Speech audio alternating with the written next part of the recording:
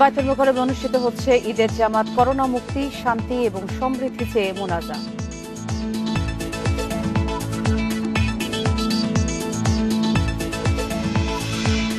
ত্যাগের মহিমায় ঈদ উল আজহা উদযাপন, করোনায় বন্ধ রাষ্ট্রপতি ও প্রধানমন্ত্রীর শুভেচ্ছা বিনিময়।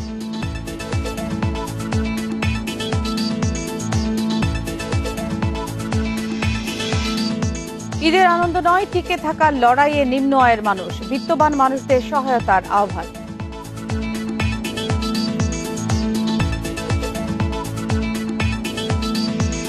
করোনা মোকাবেলায় শুধু উৎপাদন খরচে অক্সিজেন সিলিন্ডার রিফিলের প্রস্তাব, খরচ মাত্র ৭০ টাকা।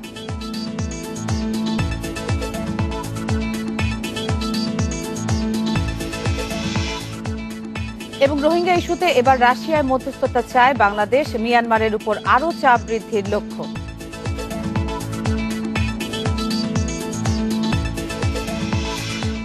সবাইকে ঈদের শুভেচ্ছা, স্বাগত সকাল ৯টার ১ ঘন্টার বিরতিহীন ইন্ডিপেন্ডেন্ট সংবাদে। এই মুহূর্তে সংবাদে আপনাদের সঙ্গে আছে আমি নুসরাত আফরিন। শিরোনাম শুনছিলেন, এবার বিস্তারিত। ত্যাগের মহিমায় উদযাপন হচ্ছে পবিত্র ঈদ উল আজহা। করোনার স্বাস্থ্যবিধি মেনে হাজারো মুসল্লির অংশগ্রহণে জাতীয় মসজিদ বায়তুল মোকাররমে চলছে ঈদ উল আজহার জামাত। নামাজ শেষে মোনাজাতে করোনা আক্রান্ত এবং মৃতদের জন্য দোয়া করেন মুসল্লিরা। এ সময় তারা করোনা মহামারী থেকে মুক্তি, দেশ ও জাতির কল্যাণ কামনা করে প্রার্থনা করেন। স্বাস্থ্যবিধি মেনে সকাল থেকে মসজিদে প্রবেশ করেন মুসল্লিরা। মাস্ক না থাকায় প্রবেশ গেট থেকে অনেককে ফিরিয়ে দেন পুলিশ সদস্যরা। জাতীয় মসজিদ বায়তুল মোকাররমে এই পর্যন্ত সকাল ৭টা, ৮টা এবং ৯টায় মোট ৩টি জামাত অনুষ্ঠিত হচ্ছে। এছাড়া সকাল ১০টা এবং ১০টা ৪৫ মিনিটে অনুষ্ঠিত হবে আরও ২টি জামাত।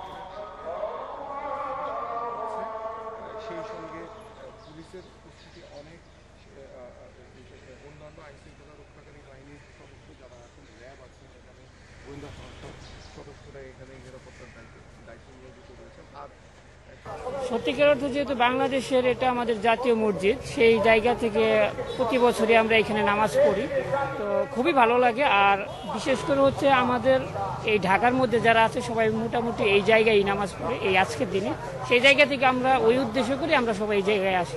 ছোট সময় আমার বাবার হাত ধরে আসতাম, এখনো ওইটাই অব্যাহত আছে। এখনো এভাবে আসি, বছরে একদিন মসজিদে নামাজ পড়ি, একটা ডিফারেন্ট প্রশান্তি কাজ করে।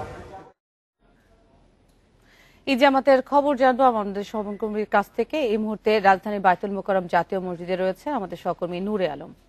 নূরে আলম, বায়তুল মোকাররমের জামাত শুরু হচ্ছে কিনা? আপনি বিগত খবরে যেমনটি জানাচ্ছিলেন যে পরপর ৭টা এবং ৮টায় ঈদের দ্বিতীয় জামাত সম্পন্ন হয়েছে, এখনকার কি অবস্থা? এখনকার জামাতটি শুরু হচ্ছে কিনা সেই খবরটি জানাবেন। সকাল ৯টায় ঈদের তৃতীয় জামাত এরই মধ্যে শুরু হয়ে গিয়েছে। আমি যদি একটু আমার পেছনের চিত্র দেখাই তাহলে বোঝা যাবে যে এর আগে সকাল ৭টায় প্রথম জামাত অনুষ্ঠিত হয়, তারপরে সকাল ৮টায় দ্বিতীয় জামাত অনুষ্ঠিত হয়, এখন তৃতীয় জামাত চলছে।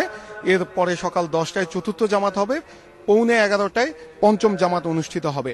শুধুমাত্র এই বায়তুল মোকাররম মসজিদ নয়, বলা চলে যে রাজধানীতেই এই সকাল ৯টায় বেশিরভাগ মসজিদেই সবশেষ জামাত অনুষ্ঠিত হবে। আমি যদি একটু রাজধানীর মসজিদগুলো যেখানে যেখানে জামায়াত অনুষ্ঠিত হয়েছে সেগুলোর তথ্য একটু বলি, যে রাজধানীতেই এই সকাল ৯টায় বেশিরভাগ মসজিদেই সবশেষ জামাত অনুষ্ঠিত হবে। আমি যদি একটু রাজধানীর মসজিদগুলো যেখানে যেখানে জামায়াত অনুষ্ঠিত হয়েছে সেগুলোর তথ্য একটু বলি, রাজধানীর লালবাগ শাহী মসজিদ ও মোহাম্মদপুর জামে মসজিদে সকাল ৮টায় একটি জামাত অনুষ্ঠিত হয়, প্রথম জামাত, এবং সকাল 9টায় সেখানে সবশেষ এবং দ্বিতীয় জামাত চলছে।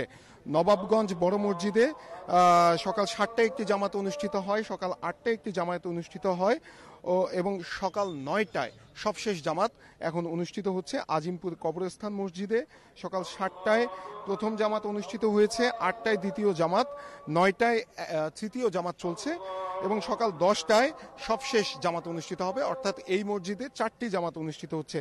আর ছাপড়া মসজিদে 3টি জামাত অনুষ্ঠিত হচ্ছে। এর মধ্যে সকাল 7:30টায় প্রথম জামাত অনুষ্ঠিত হয়েছে, সকাল 8:30টায় দ্বিতীয় জামাত ও 9:30টার সময় তৃতীয় জামাত অনুষ্ঠিত হবে। মিরপুর দারুস সালাম লালকুটি বড় মসজিদে সকাল 7টায় একটি জামাতই ছিল সেখানে, সেটা অনুষ্ঠিত হয়ে গেছে। ধানমন্ডির তাকোয়া মসজিদে সকাল 7:30টায় প্রথম জামাত অনুষ্ঠিত হয় এবং সকাল 9টায় সবশেষ জামাত অনুষ্ঠিত হচ্ছে।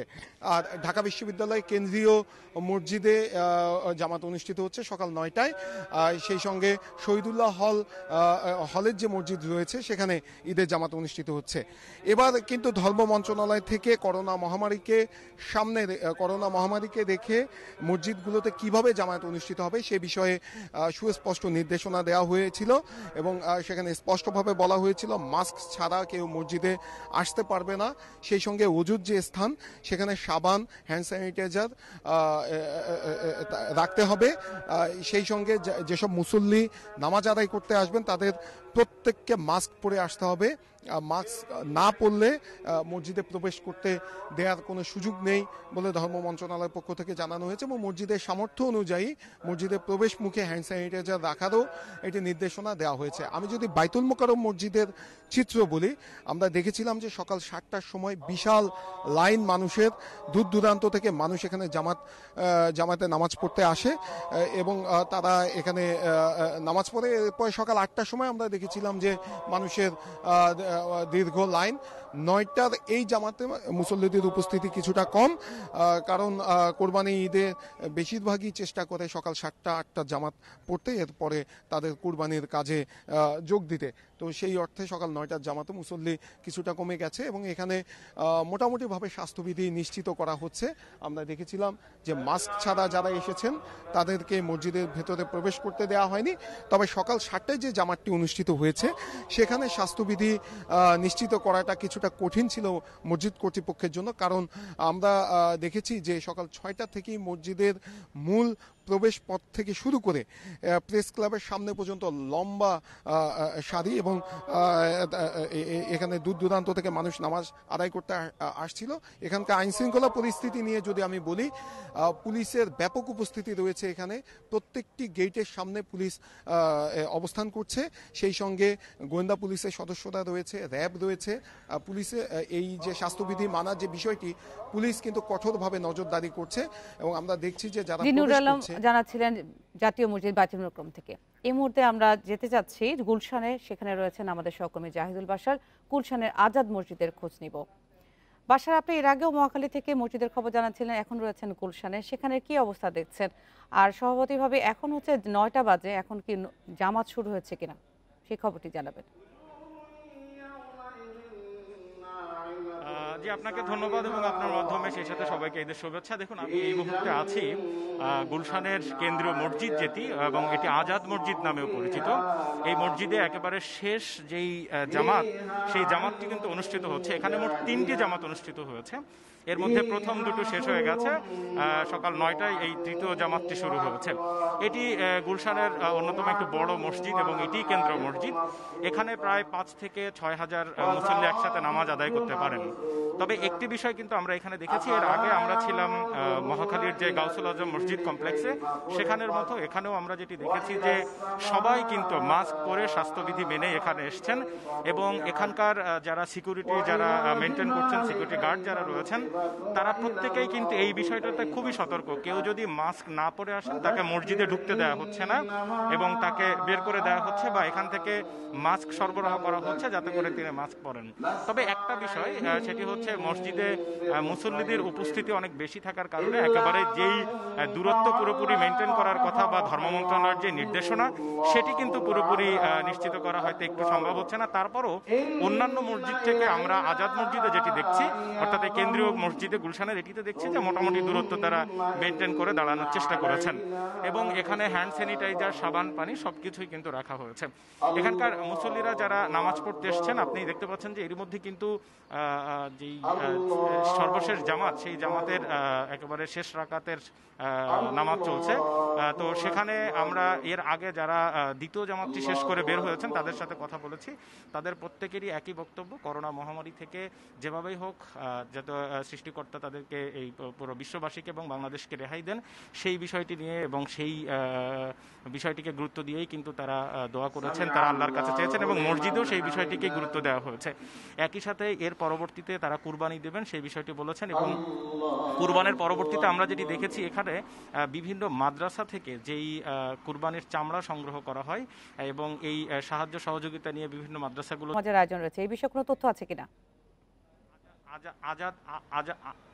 আজাদ মসজিদেও মহিলাদের জন্য আলাদা ব্যবস্থা করা হয়েছে, এখানে আলাদা ব্যবস্থা রয়েছে। তবে প্রথম দুই জামাতের তুলনায় তৃতীয় জামাতটিতে মানুষের বা মহিলাদের অংশগ্রহণ একটু কম, কারণ বেশিরভাগ জামাতে প্রথম দুই জামাতে কিন্তু মানুষের উপস্থিতি বেশি ছিল। এবং আরেকটি বিষয় হচ্ছে যে এখানে আজাদ মসজিদে আর তৃতীয় কোনো জামাতের ব্যবস্থা, চতুর্থ কোনো জামাত নেই, এটি হচ্ছে শেষ জামাত। আর তবে গুলশানের যে মহাখালীর যে গাউসুল আজম মসজিদ কমপ্লেক্স সেখানে আরেকটি জামাত হবে, চতুর্থ জামাত, সেটি হচ্ছে 10:10টায়। সহকর্মী নূরে আলম যেমনটি বলছিলেন বাইতুল মোকাররম থেকে, সেখানেও যেই নির্দেশনাগুলো দেওয়া হয়েছে সেই নির্দেশনাগুলো কিন্তু এখানে আছে। তবে আমি বিভিন্ন মসজিদ ঘুরে যেটি আমার কাছে মনে হয়েছে, অন্যান্য অনেক মসজিদের তুলনায় গুলশানের এই কেন্দ্রীয় মসজিদটিতে কিন্তু স্বাস্থ্যবিধি বলেন, সরকারি নির্দেশনা বলেন, সেগুলো অনেক বেশি পালন করা সম্ভব হয়েছে। হয়তো এটির একটি বড় কারণ হতে পারে এটি একেবারে অভিজাত এলাকার মসজিদ এবং এখানে একেবারে ডিপ্লোম্যাটিক জোন রয়েছে, এখানে পুলিশের নিরাপত্তা ব্যবস্থাও অনেক বেশি রয়েছে। আমরা যেটি দেখেছি এই মসজিদকে কেন্দ্র করে কিন্তু একেবারে সকাল থেকে চতুর্পাশে পুলিশ মোতায়েন করা হয়েছে। এখানে যারা রয়েছেন তারা কিন্তু বিভিন্ন জায়গায় তাদের যে নিরাপত্তা ব্যবস্থা রয়েছে সেটি পার হয়েই কিন্তু মসজিদে আসতে হয়েছে মুসল্লিদেরকে। একই সাথে যেটি শুরুতেই বলছিলাম যে তাদেরকে কিন্তু স্বাস্থ্যবিধির বিষয়টি বারবার করে মনে করিয়ে দেওয়া হচ্ছে। গুলশানের আজাদ মসজিদ থেকে একেবারে সর্বশেষ জামাতের এই খবর ছিল আমার কাছে। জাহিদুল বাশার জানাচ্ছিলেন গুলশানের আজাদ মসজিদে ঈদ জামাতের খবর। সারা দেশে উদযাপন হচ্ছে পবিত্র ঈদ উল আজহা। করোনা পরিস্থিতিতে ঈদগাহে জামাত না হওয়ায় স্বাস্থ্যবিধি মেনে মসজিদগুলোতে আদায় হচ্ছে নামাজ। বগুড়ায় সকাল 7টায় বায়তুর রহমান সেন্ট্রাল মসজিদে ঈদের জামাত অনুষ্ঠিত হয়। স্বাস্থ্যবিধি নিশ্চিত করে নামাজ আদায় করেন মুসল্লিরা। সার্বিক নিরাপত্তা নিশ্চিতে তৎপর পুলিশ ও র্যাব। বরিশালে ঈদগাহে নামাজ আদায়ের ব্যবস্থা না থাকায় ছোট বড় সব মসজিদে ঈদের জামাত অনুষ্ঠিত হচ্ছে। সামাজিক দূরত্ব নিশ্চিত করার কথা থাকলেও অনেক ক্ষেত্রেই তা মানা হচ্ছে না। চট্টগ্রামের প্রথম জামাত অনুষ্ঠিত হয় সকাল 7:30টায় জমিয়াতুল ফালা মসজিদে। এছাড়া সিটি কর্পোরেশনের 41টি ওয়ার্ডে অনুষ্ঠিত হচ্ছে ঈদ জামাত। এবার ঈদ জামাতের মোনাজাতে বিশ্ব শান্তি কামনার পাশাপাশি করোনা থেকে মুক্তির জন্য ছিল বিশেষ প্রার্থনা।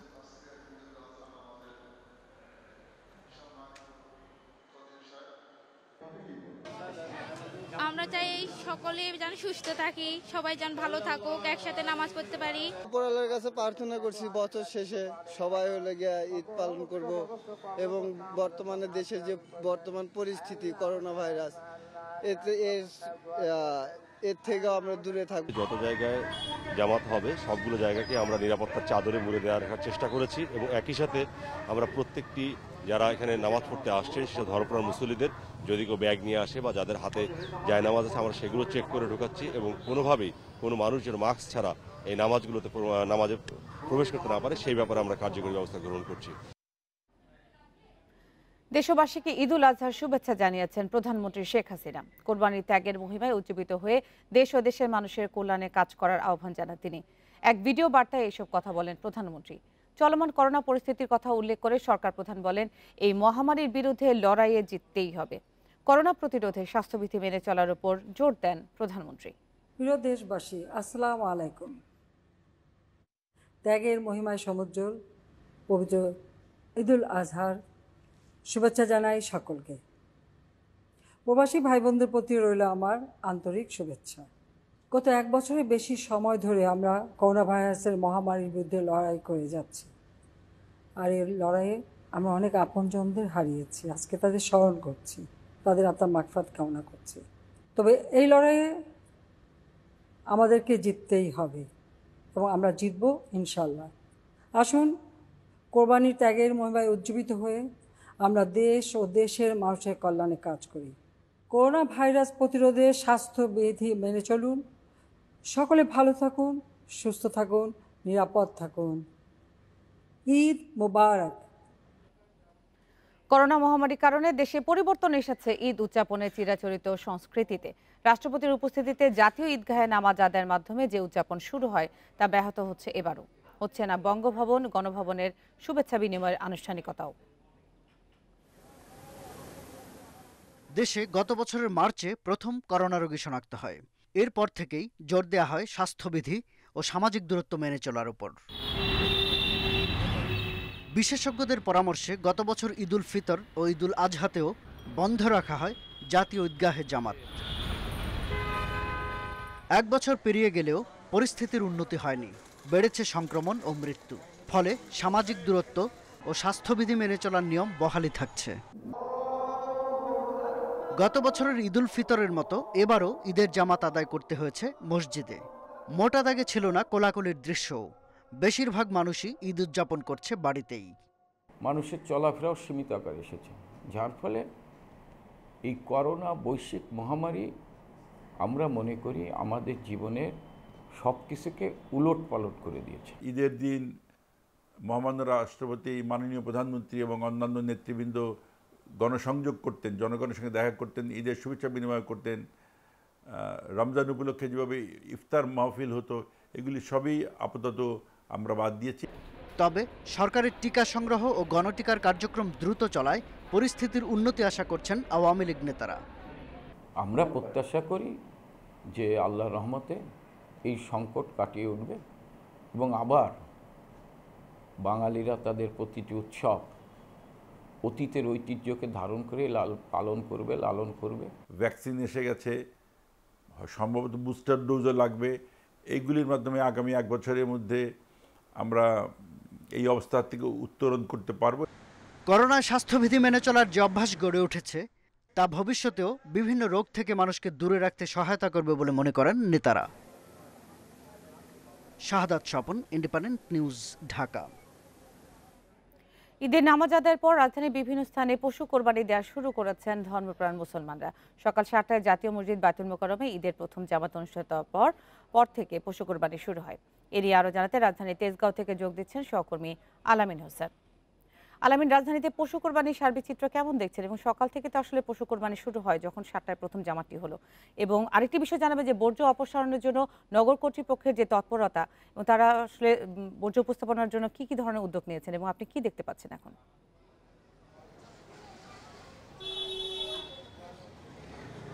আমরা আসলে ঢাকা উত্তর সিটি কর্পোরেশনের 24 নম্বর ওয়ার্ডে দাঁড়িয়ে রয়েছি। এর আগে আপনি জানেন গতকালকে ঢাকা উত্তর সিটি কর্পোরেশনের বোর্ডের পক্ষ থেকে অর্থাৎ ডিএনসিসির পক্ষ থেকে 300টি জায়গা নির্ধারণ করে দেওয়া হয়েছে পশু কোরবানির জন্য।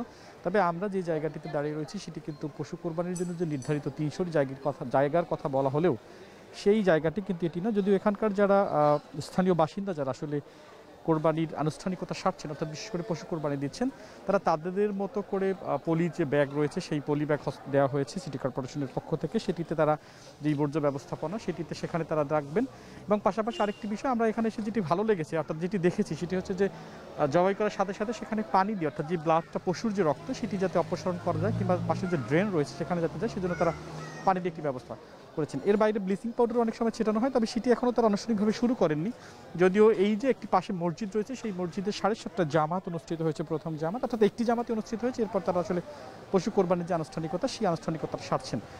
সিটি কর্পোরেশনের পক্ষ থেকে যেটি বলা হয়েছে যে 24 ঘন্টার মধ্যে বর্জ্য অপসারণ করা হবে এবং গতকালকে মেয়র একটি নির্দেশনাও দিয়েছেন যদি কারোর বাসার সামনে সেই বর্জ্য থেকে থাকে তাহলে তিনি তার বিরুদ্ধে আইনানুগ ব্যবস্থা নেবেন। ট্রাকে করে সেই বর্জ্যটাকে তিনি সেই বাসায় এরকম একটি কঠোর হুঁশিয়ারি দিয়েছেন। এবং সিটি কর্পোরেশনের পক্ষ থেকে উত্তর সিটি কর্পোরেশনের পক্ষ থেকে প্রায় 12,000 পরিচ্ছন্নতা কর্মী নিয়োগ দেওয়া হয়েছে যাতে আগামী 24 ঘন্টার মধ্যে আসলে দ্রুত সেটি অপসারণ করা যায়। আর এখানকার যেটি চিত্র, এখানকার যারা আসলে কোরবানির সাথে সংশ্লিষ্ট কিংবা যারা আসলে মালিক তাদের সাথে যেটি কথা বলছে তারা বলছেন যে পশুর উচ্ছিষ্ট অংশ কিংবা বর্জ্য যেটাই বলেন না কেন সেটিকে আসলে তারা একটি পলি প্যাকেট ভরবেন এবং সেই পলি প্যাকেট ভরে নির্দিষ্ট যে জায়গা রয়েছে সেই নির্দিষ্ট জায়গায় তারা ফেলবেন। আরেকটি বিষয় যেটি চামড়ার একটি বিষয় থেকে থাকে, আপনি জানেন যে সিটি কর্পোরেশনের অনেক সময় সেই চামড়াটি অনুদান হিসেবে দেওয়া হয়ে থাকে বিশেষ করে মসজিদ কিংবা মাদ্রাসাতে। এখানকার যারা কোরবানি দিচ্ছেন সেই কোরবানি যারা দিচ্ছেন তারা আসলে সেই দান চামড়া পশুর যে চামড়া সেটি অনুদান হিসেবেই দিবেন বলে বেশ কয়েকজন জানিয়েছেন। এখানে পাশে মসজিদ রয়েছে, পাশাপাশি মাদ্রাসা রয়েছে, সেখানে তারা আসলে সেটি অনুদান হিসেবে দেবেন একটি বিষয়। তো এখানকার যেটি সার্বিক আমরা স্বাস্থ্যবিধির একটি বিষয় থেকে থাকে যদিও সেটি আসলে নেই বললেই চলে, তবে এখন পর্যন্ত আসলে পশুর যে প্রাথমিক যে কর্মসূচি অর্থাৎ পশু জবাই হয়েছে এরপর হয়তো সেটিকে বন্টনের একটি ব্যবস্থা থেকে থাকে কোরবানি সেটি তারা করবেন। বুঝছেন? রাজধানীর তেজগাঁও থেকে জানাচ্ছিলেন সহকর্মী আলামিন হোসেন। দেখছেন বিরতিহীন সংবাদ, সংবাদে আরও থাকছে।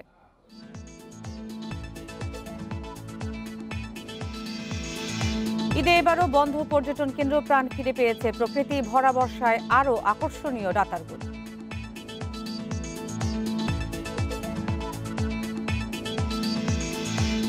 ঈদের সব রুটে চালানো হচ্ছে বাড়তি ফ্লাইট, লকডাউনের জন্য অনেকে ফেরত দিচ্ছে রিটার্ন টিকিট।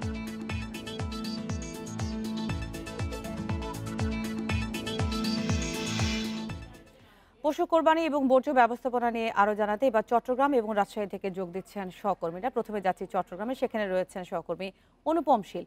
অনুপম, চট্টগ্রামে কত সংখ্যক পশু এবার কোরবানি হচ্ছে, কি রকম তথ্য দেখছেন সেখানে, আর বর্জ্য ব্যবস্থাপনায় সিটি কর্পোরেশনের পক্ষ থেকে কি ধরনের উদ্যোগ নেওয়া হয়েছে?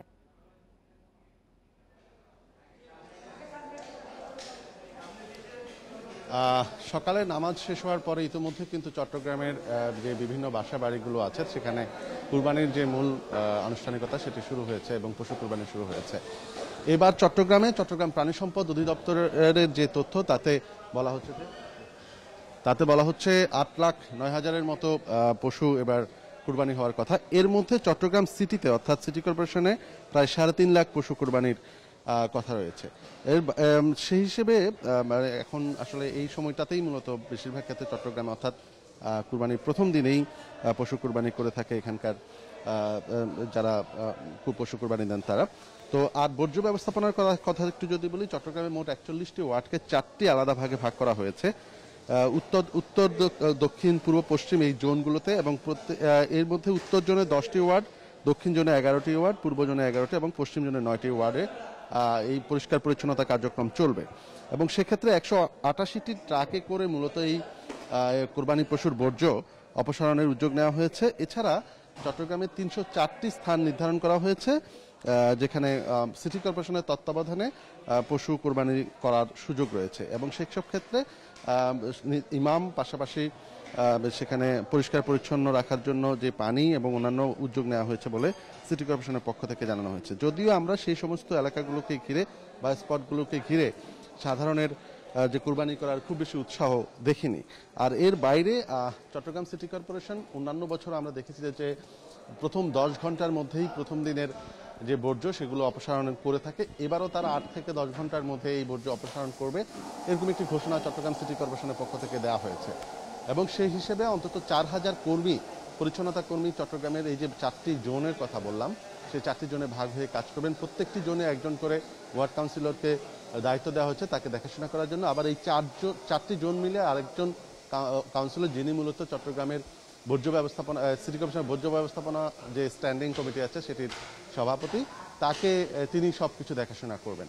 তো গত সময়ে আমরা যেমনটা দেখেছি যে আসলে বর্জ্য নিয়ে চট্টগ্রাম সিটি কর্পোরেশনের বেশ ভালো একটি সফলতা আছে, অর্থাৎ নির্ধারিত সময়ের মধ্যে বর্জ্য পরিষ্কার করা। তবে সিটি কর্পোরেশনের পক্ষ থেকে যেটি অনুরোধ করা হয়েছে নগরবাসীর প্রতি, যাতে তারা তাদের ময়লা বা তাদের যে বর্জ্য সেটি নির্ধারিত পলিথিনে ঢুকিয়ে যাতে যারা পরিষ্কার পরিচ্ছন্নতা কর্মী আছে তাদেরকে সহযোগিতা করেন। আপনার মাধ্যমে আমরা জানতে পেলাম তথ্যগুলো। আপনি থাকুন আমাদের সাথে। আমরা এবার যেতে যাচ্ছি রাজশাহীতে, সেখানে রয়েছেন সহকর্মী মাইনুল হাসান। মাইনুল, রাজশাহীতে কি ধরনের অবস্থা দেখছেন, এবং পশু কোরবানি তো আসলে শুরু হয় সকাল থেকেই নামাজের পর থেকে, এই মুহূর্তে কি চলছে, আর সেখানে বর্জ্য অপারেশনে কি ধরনের উদ্যোগ দিচ্ছেন, আর সাধারণ মানুষ আসলে সচেতন হয়ে এই কাজগুলো করছেন কিনা? সকাল 7:30টায় রাজশাহীতে ঈদের প্রধান জামাত অনুষ্ঠিত হয়েছে। সেই ঈদের নামাজ আদায়ের পরে আমরা দেখছি যে নগরীর বিভিন্ন পাড়া মহল্লাতে কোরবানির যে পশু কোরবানি দেওয়ার সেইটি তারা শুরু করেছে। আমরা দেখেছি যে নগরী জুড়েই কিন্তু সিটি কর্পোরেশনের যে 30টি ওয়ার্ড আছে সেই 30টি ওয়ার্ডেই কিন্তু সিটি কর্পোরেশনের পক্ষ থেকে কোরবানির জন্য স্থান নির্ধারণ করা হলেও সেইটি কিন্তু সাধারণ মানুষ সেই সব জায়গাতে যাচ্ছে না। আমরা দেখছি যে অনেকেই নিজেদের সুবিধা মতো জায়গাতে তারা তাদের কোরবানি দিচ্ছেন এবং তারা পশু জবাই করছেন। এবং সিটি কর্পোরেশনের পক্ষ থেকে যেটি বলা হচ্ছে, তারা অনেকটা মেনেই নিয়েছে বিষয়টি যে নির্ধারিত স্থানে মানুষ যাবে না। সেই ক্ষেত্রে অন্তত কোরবানির যেখানে পশু জবাই করা হবে সেই জায়গাগুলোতে যেন রক্ত যে সব থাকবে সেগুলো ধুয়ে দেওয়া হয়, পাশাপাশি ব্লিচিং পাউডার ছেটানোর তারা পরামর্শ দিচ্ছেন। আমরা সিটি কর্পোরেশনের এই বর্জ্য ব্যবস্থাপনা কমিটির স্থায়ী কমিটির সভাপতি শরীফুল ইসলাম বাবুর সাথে কথা বলেছি। তিনি জানিয়েছেন যে সকাল 8টা থেকেই মূলত সিটি কর্পোরেশনের পরিচ্ছন্ন বিভাগের কর্মীরা তারা কাজে নামবেন, এবং আমরা দেখছি যে বিভিন্ন ওয়ার্ড পর্যায়ে যে কর্মীরা আছে ওয়ার্ড কাউন্সিলের অধীনে তারা কিন্তু বিভিন্ন ওয়ার্ডের বিভিন্ন অলিগুলিতে যাচ্ছে। মূলত কোরবানির আগের যে উচ্ছিষ্ট বা বর্জ্য যেটি থাকে সেইটি তারা কিন্তু এর মধ্যে পরিষ্কার করেছেন। এবং যেহেতু কোরবানি চলছে, এই কোরবানি চলার মধ্যেই কিন্তু তারা 10টার পর থেকে পুরো নগর জুড়ে সিটি কর্পোরেশনের যে 1400 পরিচ্ছন্ন কর্মী রয়েছে তারা একযোগে মাঠে নামবেন এবং সেইখান থেকে তারা নগর জুড়ে তারা কোরবানির যে বর্জ্য সেইটি তারা সংগ্রহ করে সেকেন্ডারি পয়েন্টে নিয়ে যাবেন। আমাদেরকে জানানো হয়েছে যে সকাল 8টা থেকে মূলত বিকেল 4টার মধ্যে নগরীর 30টি ওয়ার্ডেই যেখানে পশু কোরবানি করা হবে বা হচ্ছে সেখানে যে পরিমাণ উচ্ছিষ্ট হবে বা বর্জ্য হবে সেগুলো সংগ্রহ করে 5টার মধ্যে সেকেন্ডারি পয়েন্টে নেওয়া হবে এবং সেইখান থেকে সন্ধ্যার পরে সেই বর্জ্যগুলো যে ওই নগরীর বাইরে নিয়ে যাবে। তো সিটি কর্পোরেশন কর্তৃপক্ষ বলছে রাজশাহী সিটি কর্পোরেশনে প্রায় 40,000-এর বেশি পশু এবার কোরবানি হবে, সেক্ষেত্রে বর্জ্যের পরিমাণ হবে 1000 মেট্রিক টন। এই 1000 মেট্রিক টন বর্জ্য তারা দাবি করেছে বা তারা বলছে যে আজকে রাত্রের মধ্যেই সব বর্জ্য অপসারণ করা হবে এবং তারা বলছে আগামীকাল সকাল থেকে সাধারণ মানুষ যারা বের হবেন তারা বুঝতে পারবেন না যে রাজশাহীতে কোথাও পশু জবাই হয়েছে। চট্টগ্রাম এবং রাজশাহীর পশু কোরবানির খবর জানাচ্ছিলেন আমাদের সহকর্মী অনুপম শীল এবং মাইনুল হাসান।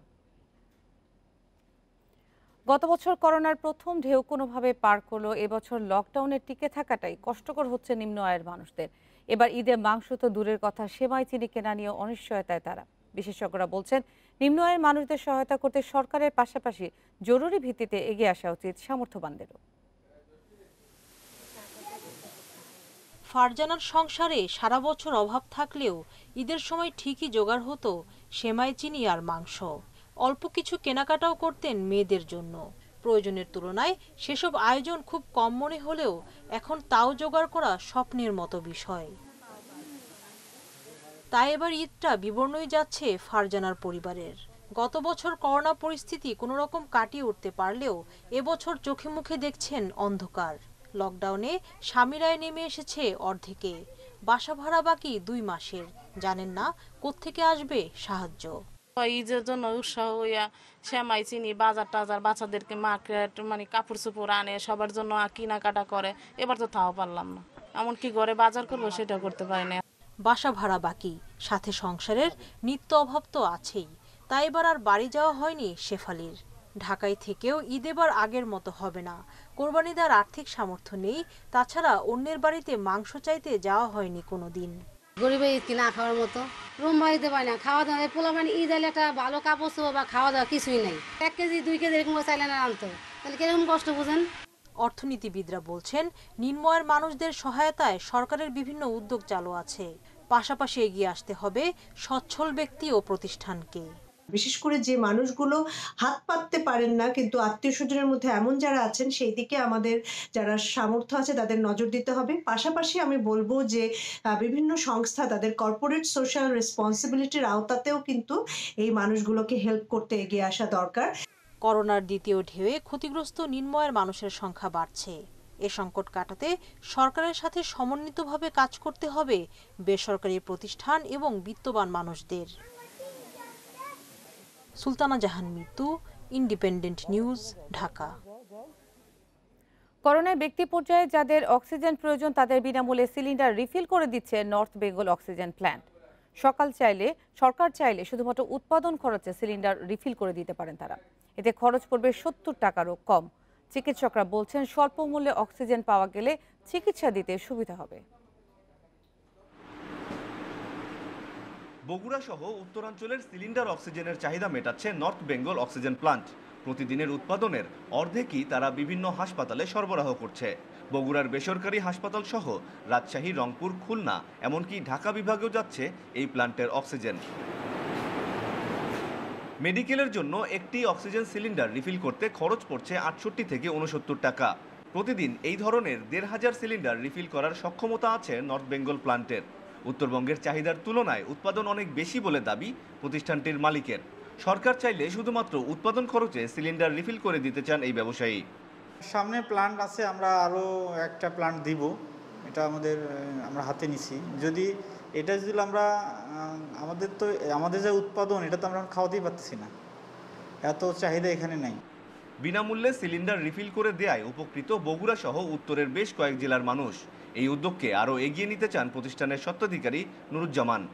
কোনো পেশেন্টের বোতল শেষ অক্সিজেন ফুরিয়ে যায় তখনই আমরা এখানে আসা মাত্র আমরা যে কোনো ওয়েতেই ভাইয়া উনি এই প্ল্যান্টের স্বত্বাধিকারী সেটা ব্যবস্থা করে দেন। 100 পিস কিংবা 200 পিস এরকম কোনো টার্গেট নেই আমাদের, যখন যেটা আসে তখন সেটা আমরা নিই। স্বল্প মূল্যে অক্সিজেন সিলিন্ডার পাওয়ায় রোগী ও চিকিৎসক সবার জন্যই বেশ সুবিধা হচ্ছে এই করোনাকালে। এত স্বল্প খরচে যদি একটি সিলিন্ডার আমাদের সরবরাহ করা হয়, মেডিকেল সিলিন্ডার, তাহলে এটি আমাদের জন্য সত্যি একটি সুখকর খবর এবং আমরা অনেক উপকৃত হব। সাধারণ রোগীদের অক্সিজেন সহায়তা দেওয়ার চিন্তা থেকেই এই কর্মযজ্ঞ শুরু করে নর্থ বেঙ্গল অক্সিজেন প্লান্ট। আমিরুল লতিফ, ইন্ডিপেন্ডেন্ট নিউজ, বগুড়া। পবিত্র ঈদুল আজহায় দেশের সব সরকারি হাসপাতালে জরুরি বিভাগ এবং আন্তঃবিভাগ খোলা রাখার নির্দেশ দিয়েছে স্বাস্থ্য ও পরিবার কল্যাণ মন্ত্রণালয়। বিভিন্ন হাসপাতালে নিরানন্দ ঈদ কাটাচ্ছে রোগী এবং স্বজনরা। এ নিয়ে আরও জানাতে রাজধানীর মহাখালীর ডিএনসিসি হাসপাতাল থেকে যোগ দিচ্ছেন সহকর্মী হাসান মিসবা। মিসবা, আমরা যেমনটি জানি যে হাসপাতাল আসলে প্রচুর রোগী রয়েছে, শুধু করোনা নয়, ডেঙ্গু নিয়ে রোগী রয়েছে এবং আরও বিভিন্ন সমস্যা নিয়ে রোগী রয়েছে।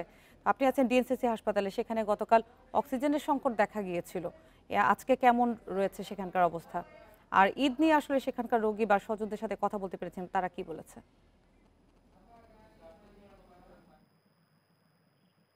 মহাখালী ডিএনসিসি হাসপাতালে আপনি যেমনটি বলছিলেন, গতকালকে অক্সিজেন স্বল্পতা দেখা গিয়েছে এবং কয়েকজন রোগীর মৃত্যু খবরও আমরা পেয়েছি। তবে হাসপাতালে ঈদ যেমনটা হয়, এই হাসপাতালেও তেমন। বাংলাদেশে এই মুহূর্তে 1,60,000-এর বেশি মানুষ করোনার সঙ্গে যুদ্ধ করছেন, অর্থাৎ অ্যাক্টিভ কোভিড পেশেন্ট। তারা এই মুহূর্তে করোনা আক্রান্ত, তারা চিকিৎসা নিচ্ছেন। এর মধ্যে যদি ধরি যে কমপক্ষে 10,000 মানুষ হাসপাতালে আছে, তাহলে এই যে পুরো যে 1,60,000 এবং যারা হাসপাতালে আছেন সবারই কিন্তু ঈদ আনন্দ বলে কিছু নেই। এখানে অনেকজনের সঙ্গে কথা বলেছি, কারো স্বজন আইসিইউতে ভর্তি আছে, কেউ কারো বা ওয়ার্ড কিংবা এইচডিইউতে, অর্থাৎ হাসপাতালে যারা আছেন তারা বলছেন যে তাদের জীবনে কখনো এত খারাপ ঈদ আসেনি। অর্থাৎ একটি ভয়াবহ সময় তারা পার করছেন। একদিকে পুরো দেশে মানুষ যখন ঈদ আনন্দ করছেন, কুরবানি দিচ্ছেন, অন্যদিকে আরেকটি অংশ অর্থাৎ 1,60,000 মানুষের ঈদ আনন্দে কিন্তু মাটি হয়ে গেছে করোনার ছোবলে। অর্থাৎ তারা যুদ্ধ করছেন ভাইরাসের সঙ্গে এবং এমন একটি সময় পার করছে দেশ, যে সময়টা আসলে শুধুমাত্র রোগী নয়, এখানে যারা অন্যান্য স্বাস্থ্যকর্মী আছেন, চিকিৎসক আছেন, তাদের জন্য একটি কঠিন সময়। অর্থাৎ স্বাস্থ্যকর্মীরাও এই ঈদ আনন্দ তারা অন্য সময় যেভাবে উপভোগ করতেন সেটি আসলে এবার তাদের পক্ষে সম্ভব হচ্ছে না। তাদের হাসপাতালে ঈদ করতে হচ্ছে। কয়েকজন চিকিৎসকের সঙ্গে কথা বলেছি, তারা বলছেন যে তারা বাসায় কুরবানি দিয়ে এসে তারপরে তারা এখানে কাজে যোগ দিয়েছেন। অর্থাৎ করোনার কারণে এবার পুরো দেশেই একটি নিরানন্দ ঈদ যাচ্ছে। যেমনটি এই হাসপাতালে সহ বাংলাদেশে আরো যতগুলো হাসপাতাল রয়েছে সব হাসপাতাল একইভাবে কিন্তু ঈদের আনন্দ ম্লান হয়ে গেছে করোনার কারণে। হাসান মিসবা জানাচ্ছিলেন ডিএনসিসি হাসপাতাল থেকে। করোনা রোগী এবং রোগীরা সেখানে আসলে যেভাবে ঈদ করেছে এটা বলার মতো বিষয় না। তারপর আমরা জানি যে আজকে স্বাস্থ্য মন্ত্রণালয় থেকে যে নির্দেশনা দিয়েছে সেখানে হসপিটাল এবং জরুরি বিভাগ সবগুলো খোলা রয়েছে।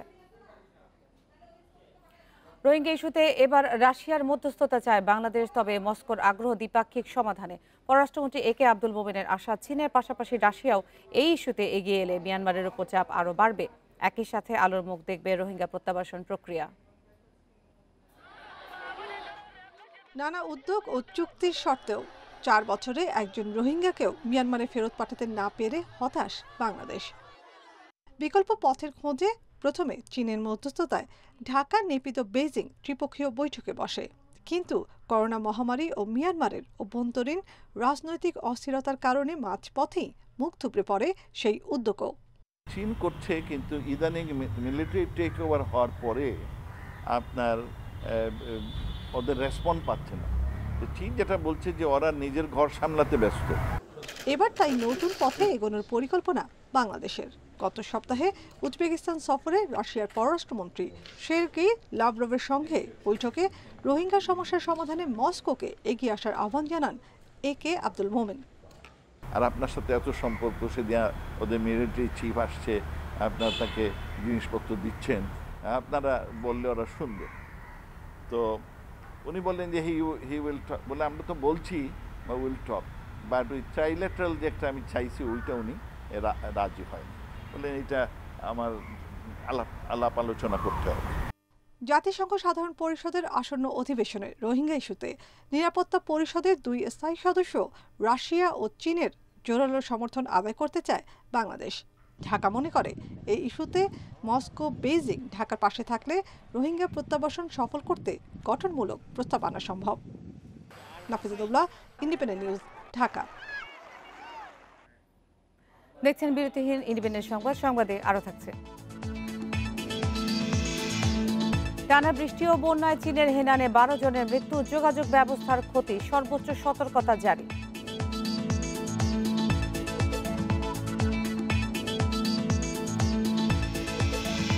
করোনার জন্য শেষ মুহূর্তে বাতিল হতে পারে টোকিও অলিম্পিক, জানালেন আয়োজক কমিটির প্রধান।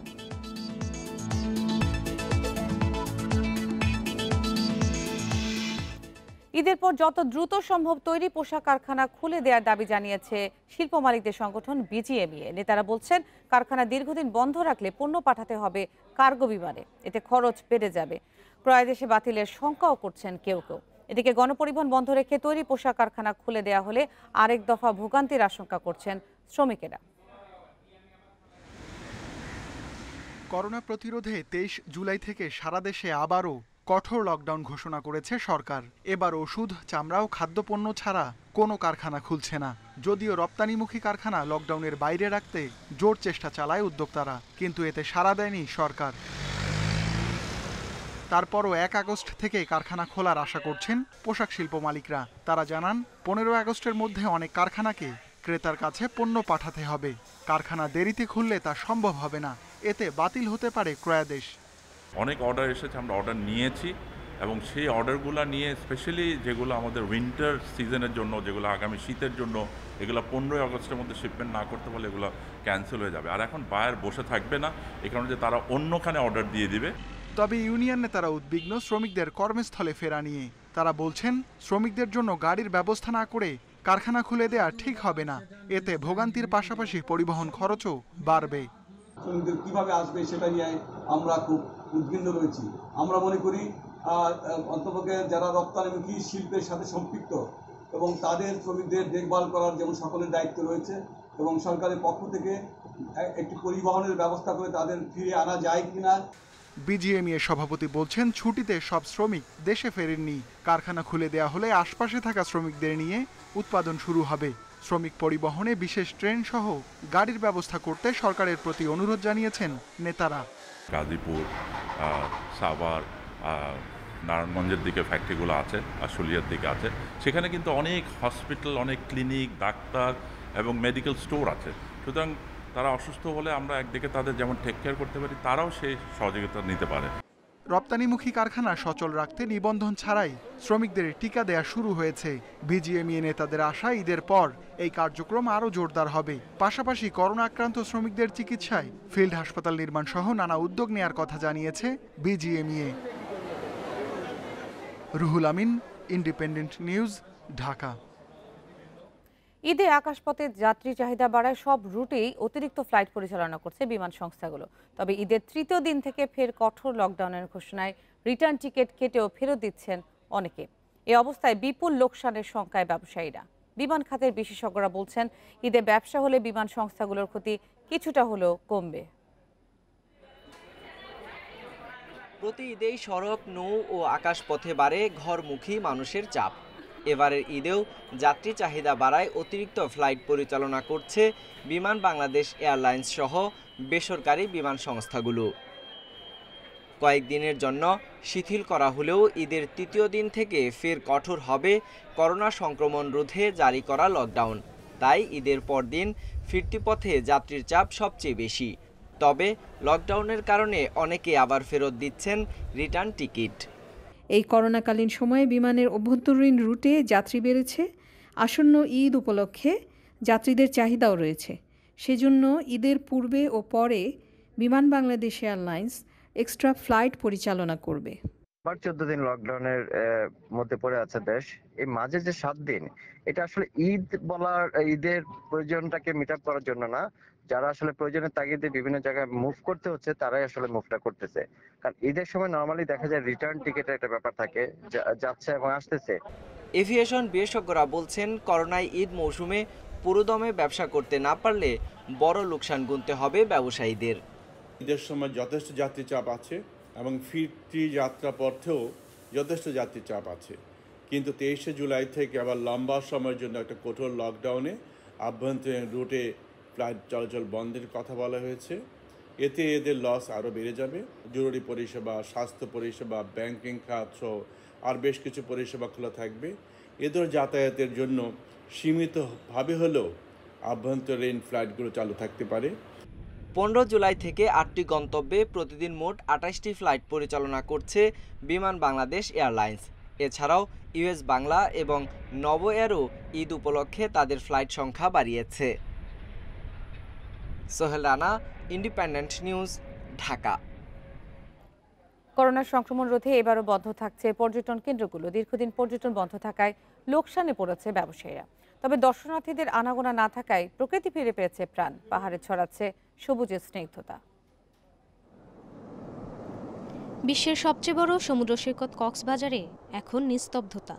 গত 4 মাস ধরে বন্ধ পর্যটন স্পট। এই শিল্পের সাথে জড়িতরা পড়েছেন বিপাকে। যদি পর্যটক কেন্দ্র যদি খুলে দিত অবশ্যই গেস্টরা অবশ্যই কিছু কিছু গেস্ট আসতো, আমরাও আমাদের অনেক উপকৃত হতো। হোটেল স্টাফগুলো অনেক কষ্টের মধ্যে বাড়িতে না খেয়ে আসে অনেকে, সেক্ষেত্রে এখন যদি খুলে দেওয়া হয় আমাদের স্টাফগুলো আগের ওনাদের কর্মস্থলে ফিরতে পারবে। গত 1 বছরের বেশি সময় পর্যটন স্পট বন্ধ থাকায় এ খাতে লোকসান হয়েছে প্রায় 20,000 কোটি টাকা। ক্ষতিগ্রস্তদের দীর্ঘমেয়াদী সহযোগিতা দেওয়ার দাবি পর্যটন সংশ্লিষ্টদের। প্রায় 3 মাস 20 দিন আমাদের হোটেল বন্ধ। সরকার আমাদের কিছু সহযোগিতা করছেন, খুবই অপ্রতুল, কারণ এটি কখন খুলবে আমরা কেউ জানি না। আমরা মনে করি আমাদের জন্য সরকারের দীর্ঘমেয়াদী পরিকল্পনা থাকা দরকার। স্থানীয় অস্থানীয় কর্মী যারা আছে তারাও যদি এসে হোটেলে 2-4টা করে রুমও থাকে, তাহলে আমাদের হোটেলগুলি পরিচর্যা করতে সুবিধা হবে। আমাদের লোকসান কমানোর কোনো প্রশ্ন এখানে জড়িত নেই, লোকসান অব্যাহত থাকবে। রাঙামাটিতে বর্ষাকালেও পাহাড়ে ছড়াচ্ছে সবুজের স্নিগ্ধতা। এপ্রিল থেকে পর্যটন শিল্প বন্ধ থাকায় সৌন্দর্য বঞ্চিত হচ্ছেন পর্যটকরা। শীতের সময়ে, শীতের আগ মুহূর্তে, বর্ষার শেষ দিকে টুরিস্টরা রাঙামাটিতে এসেই ভিড় করত, কিন্তু করোনার কারণে হয়তো এই বছর হচ্ছে না। খুব সুন্দর রাঙামাটির পরিবেশ, সবুজ গাছপালা, এর মধ্যে যে খাল নদীতে পানি ভরাট। এখন এই যে করোনা পরিস্থিতিতে যে টুরিস্ট আসছে না। দীর্ঘ সময় পর্যটন স্থান বন্ধ থাকায় কর্মহীন হয়ে পড়েছেন অনেকেই। ক্ষতির মুখে পড়েছেন ব্যবসায়ীরা। যারা এখানে আসার কথা ওনারা তো আর আসতে পারবেন না, যেহেতু নিষেধাজ্ঞা আছে। তো যখন আগামী হয়তো কিছুদিন পরে যদি এই অবস্থার উত্তরণ হয়, তখন হয়তো পর্যটকরা আসবেন। করোনা সংক্রমণ রোধে পর্যটন শিল্প বন্ধ রেখেছে সরকার। স্বাস্থ্যবিধি মেনে বিনোদন কেন্দ্রগুলো খুলে দেওয়ার দাবি খাত সংশ্লিষ্টদের। Ishrat Suma, independent news desk. পর্যটক না থাকায় মিঠা পানির জলাবন সিলেটের রাতারগুল ফিরে পেয়েছে তার হারানো সৌন্দর্য। ভরা বর্ষায় নদীর পানি এই বনকে করেছে আরো আকর্ষণীয়। দেখা মিলছে পাখি সহ বিভিন্ন উভচর প্রাণীর। রাতারগুলের এই রূপ ধরে রাখার আহ্বান পরিবেশ কর্মীদের। সিলেটের রাতারগুল সোয়াম ফরেস্ট দেশের একমাত্র মিঠা পানির জলাবন ও বন্যপ্রাণী অভয়ারণ্য। এ বনের আয়তন ৩,৩২৬ একর হলেও ৫০৪ একর জায়গায় বন্যপ্রাণীর অভয়ারণ্য হিসেবে স্বীকৃত। প্রায় ১ দশক ধরে পর্যটকদের পছন্দের জায়গা এই জলাবন, কিন্তু সঠিক রক্ষণাবেক্ষণ না থাকায় এবং মানুষের অসচেতনতায় হারিয়ে যাচ্ছিল এর সৌন্দর্য। তবে লকডাউন আশীর্বাদ হয়ে এসেছে এই বনে। টুরিস্ট এগুলো ময়লা করে লইতো, এখন মানে টুরিস্ট কম হওয়াতে একটু সুন্দর লাগে আর কি। সাপ বান্দর দেখা যায়, সাপ বানর সব কিছু এখন দেখা যায়। পাখি আছে, শীতকালে আবার অতিথি পাখিগুলোও আসে, এগুলো অনেক সুন্দর দেখতে লাগে। কোলাহল না থাকায় ফিরেছে নানা প্রজাতির পাখি। দেখা মিলছে বিভিন্ন উভচর প্রাণীর। ফিরে পাওয়া সৌন্দর্য ধরে রাখতে এখনই পদক্ষেপ নেওয়ার দাবি জানিয়েছেন পরিবেশ কর্মীরা।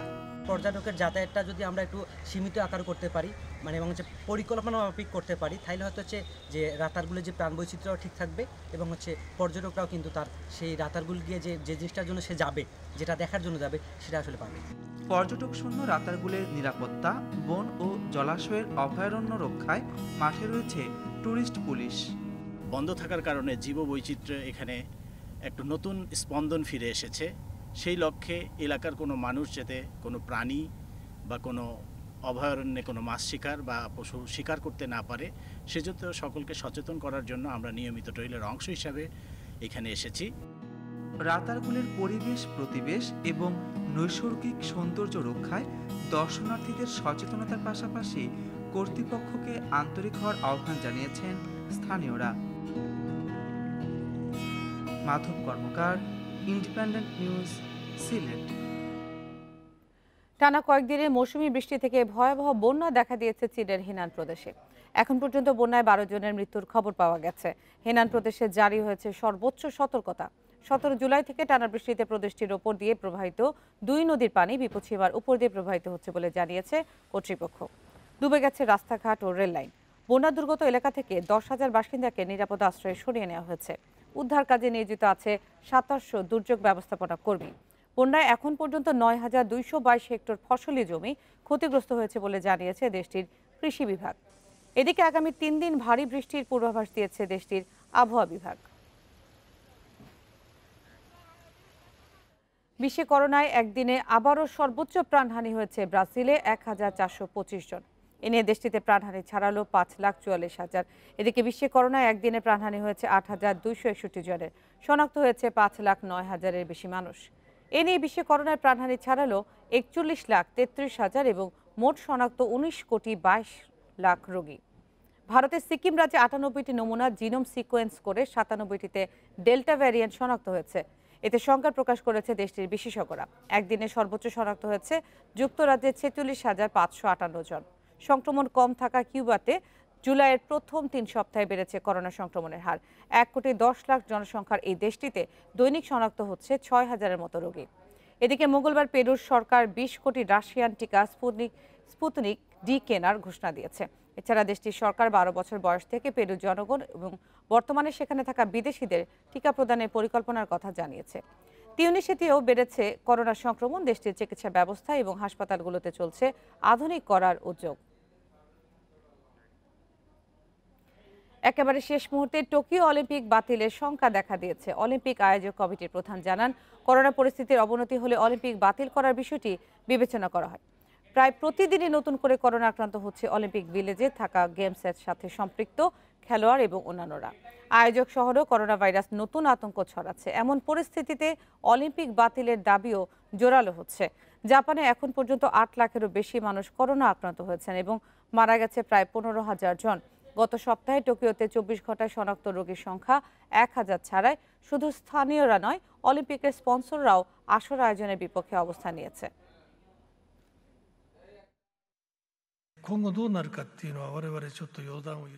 করোনা ভাইরাস পরিস্থিতির উপর ভিত্তি করে আবারও আমরা 5 পক্ষের বৈঠকে বসব। এই মুহূর্তে করোনা ভাইরাসে আক্রান্তের সংখ্যা বাড়তে পারে, আবার কমতেও পারে। কি হবে তা অনুমান করা কঠিন। আক্রান্তের সংখ্যা বাড়লে আমাদের করণীয় ভেবে দেখব। পরিবারের সদস্যরা পাশে নেই, সতীর্থদের সাথে নেই। এবার অন্যরকম ঈদের অপেক্ষা জামাল ভুঁইয়ার। মহামারীর সময়ে বাড়তি উদ্যোগ ফিটনেস ইস্যুতে। আন্তর্জাতিক ফুটবলের মোমেন্টাম কাজে লাগিয়ে এবার ঘুরে দাঁড়াতে চান প্রিমিয়ার লিগ ফুটবলে। জন্মস্থান ডেনমার্কের গ্লোস্টার্প শহরে, শৈশব থেকে বড় হয়ে ওঠা কোপেনহেগেনে।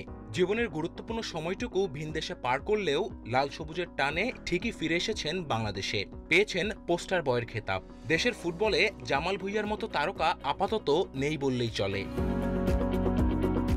ডেনমার্কের 5টি ক্লাবে খেলার অভিজ্ঞতা থাকার পর জামাল এখন বেঙ্গল টাইগার অধিনায়ক। বিয়ে করেছেন নিজ জন্মস্থান ডেনমার্কে। সহধর্মিণীকে নিয়ে বাংলাদেশে আসলেও করোনার কারণে ঘুরে বেড়ানো হয়নি। রোজার ঈদ কাটিয়েছিলেন নিজ গ্রাম ময়মনসিংহে। এবার সাইফ স্পোর্টিং ক্লাবে কাটবে কোরবানির ঈদ। খারাপ লাগে না, ফ্রেন্ডসের সাথে মানে থাকছে না। এখানে তো মানুষ তো বেশি ঈদ করে, কারণ মুসলিম কান্ট্রি, সো সবাই করে। আর ডেনমার্ক তো খ্রিস্টান কান্ট্রি, সো যারা মুসলিম আছে ওরা অবশ্যই করে, বাট কোনো ডিফারেন্স নাই। আমরা সকালে আমরা নামাজে যাই, তারপরে ফ্যামিলির সাথে থাকে।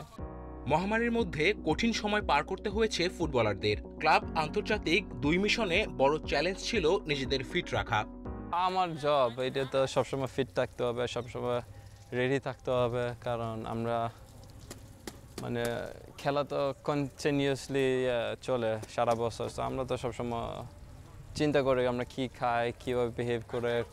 জাতীয় দলের মোমেন্টাম সেই অর্থে ধরে রাখতে পারেননি প্রিমিয়ার লিগে। বাজে শুরু সত্ত্বেও দল সাইফ স্পোর্টিংকে নিয়ে আশাবাদী JB6। লিগ শেষ করতে চান সেরা 4 থেকে। আরও অনেক খেলা আছে, সো আমি চাই at least 4 না 3 এই দুইটা। বাট আসলে এই টিমটা অনেক ইয়ং প্লেয়ার আছে কম্পেয়ার টু আদার টিমস। দেশের ফুটবলের প্রতি ভালোবাসাই জামালের অনুপ্রেরণা। লাল সবুজের শক্তিতেই দেশের ফুটবলকে বদলে দেবার স্বপ্ন জামাল ভুঁইয়ার। Kamrul Hasnat, independent news, Dhaka. British ধনকুবের রিচার্ড ব্রানসনের পর এবার মহাকাশ ঘুরে এলেন তারই ব্যবসায়িক প্রতিদ্বন্দ্বী জেফ বেজোস। মঙ্গলবার নিজ প্রতিষ্ঠান ব্লু অরিজিনে তৈরি দ্য নিউ শেপার্ড রকেটে চড়ে মহাকাশে অভিযান করেন তিনি। সব মিলিয়ে সময় লেগেছে মাত্র 10 মিনিট 32 সেকেন্ড। তার সফর সঙ্গে ছিলেন ছোট ভাই মার্ক বেজোস সহ আরও 2 জন। যুক্তরাষ্ট্রের টেক্সাস থেকে স্থানীয় সময় সকাল 9টায় মহাকাশের উদ্দেশ্যে যাত্রা শুরু করেন মার্কিন ধনকুবের জেফ বেজোস। নিজের প্রযুক্তি উদ্ভাবনকারী প্রতিষ্ঠান ব্লু অরিজিন তার জন্য তৈরি করেছেন মহাকাশযান দ্য নিউ শেপার্ড। অভিযানে বেজোসের সাথে ছিলেন তার ছোট ভাই মার্ক বেজোস। এছাড়াও সহযাত্রী হয়েছেন 82 বছর বয়সী নারী পাইলট ওয়ালি ফাঙ্ক এবং 18 বছর বয়সী এক তরুণ। তারা 2 জন পৃথিবীর সবচেয়ে বয়োজ্যেষ্ঠ ও কনিষ্ঠ মহাকাশ যাত্রী। নবযানটি স্বয়ংক্রিয়, তাই পাইলট বা ফ্লাইট ইঞ্জিনিয়ার লাগেনি। নিউ শেপার্ড রকেটটি ভূপৃষ্ঠ থেকে 100 কিলোমিটার উঁচুতে কারমেন লাইনের উপর যায়। সেখানে কিছুক্ষণ ভরশূন্যতা উপভোগ করে নেমে আসে পৃথিবীতে। সব মিলিয়ে তাদের এই মহাকাশ ভ্রমণের মেয়াদ ছিল 10 মিনিট 32 সেকেন্ড।